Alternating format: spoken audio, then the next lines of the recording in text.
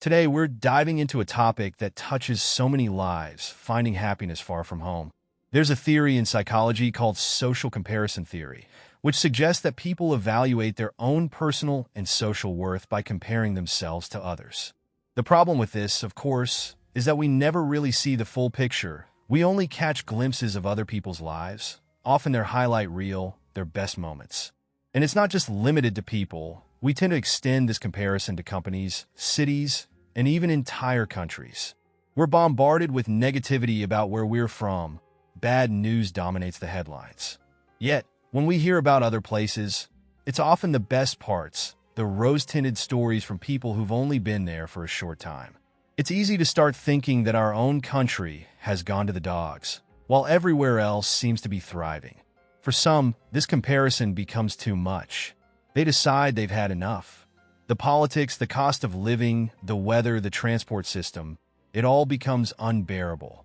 So, they pack up and move abroad, convinced life will be better somewhere else. But here's the truth. Moving to another country is not as easy as it seems. The process is long and complicated, especially if you're bringing family along. Paperwork, visas, financial proofs, cultural differences, it's all a huge adjustment. Even something as simple as the rhythm of daily life can be jarring. In Southern Europe, for example, dinner might not be served until 9 or 10 p.m. If you're used to eating earlier, you could find yourself wandering around at 7 p.m. with nothing open. But despite these challenges, the reward can be immense. According to the International Happiness Index, people who move abroad to pursue new opportunities often report higher levels of life satisfaction and happiness than those who stay behind. There's something special about discovering what truly matters to you and finding a place that aligns with those needs. If you love the ocean, living by the beach can transform your life. If you thrive in the chaos of a bustling city or the calm of a quiet suburb, choosing the right environment can make all the difference, even if it's far from what you once knew. Now, certain personality types will find this move easier than others. People who are adventurous, open to new experiences, and enjoy stepping outside their comfort zones tend to embrace the change with excitement. Sure, it's still difficult, but it's a challenge marked by moments of awe and discovery.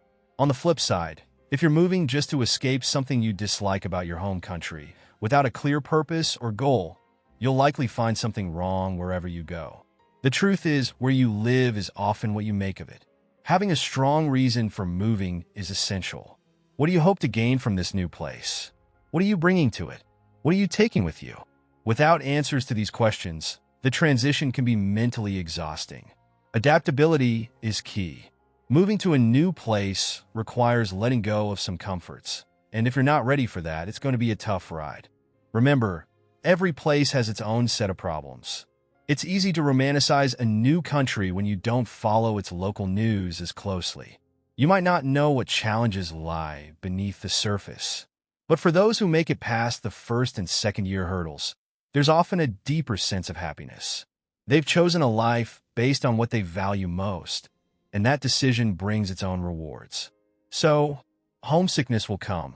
The language barrier will frustrate you. You'll miss family and friends, and it'll sting. But if you have a strong enough reason for being where you are, you'll push through.